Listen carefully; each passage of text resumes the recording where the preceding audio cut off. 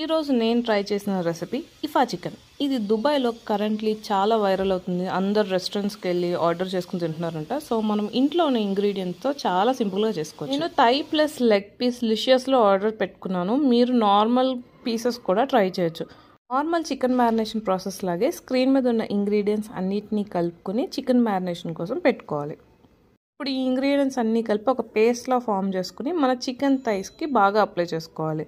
Apply చేస్తున్నప్పుడు మాత్రం బాగా మసాజ్ చేస్తూ చేసుకోవాలి. సో దట్ మనం ఫోక్తో గుచ్చిన కన్నాల లోపలికి మన మ్యారినేషన్ వెళ్తుంది.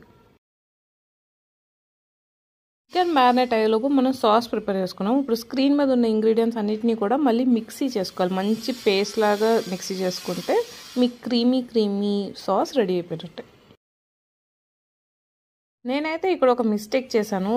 నాన్ స్టిక్ ప్యాన్ తీసుకోకుండా నార్మల్ ప్యాన్ తీసుకున్నాను. సో లాస్ట్లో కొంచెం అడుగంటింది అనమాట. సో మీరైతే నాన్ స్టిక్ ప్యాన్ తీసుకొని కొంచెం ఆయిల్ వేసుకుని చికెన్ పీసెస్ అనేది లో టు మీడియం ఫ్లేమ్లో అలా మూత పెట్టుకునే 2 సైడ్స్ బాగా ఎర్రగా కాలి ఫ్రై అయ్యేంత వరకు చూసుకోవాలి. దాని తర్వాత మొత్తం అయిపోయాక ఈ చీజ్ లేయర్ మనం ఏదైతే ప్రిపేర్ చేసుకున్నామో అది ఒక థిక్ లేయర్ వేసుకోవాలి. ఒక 2 మినిట్స్ వరకు మూత పెట్టుకుని తీసేయచ్చు. దెన్ కొంచెం కొరియాండర్ వేసుకోండి. అలాగే చిల్లీ ఆయిల్ మనది ఏదైతే ఆయిల్ ఉందో అది కొంచెం పైన గార్నిషింగ్లో వేసుకోవచ్చు. అంతే అండి, ఇఫా చికెన్ రెడీ. చాలా క్రీమీగా చాలా టేస్టీగా అయితే వచ్చింది. అందరికీ నచ్చింది మా ఇంట్లో అయితే. మీరు ఖచ్చితంగా ఈ సండే ట్రై చేసి ఎలా ఉందో కమెంట్స్లో చెప్పండి.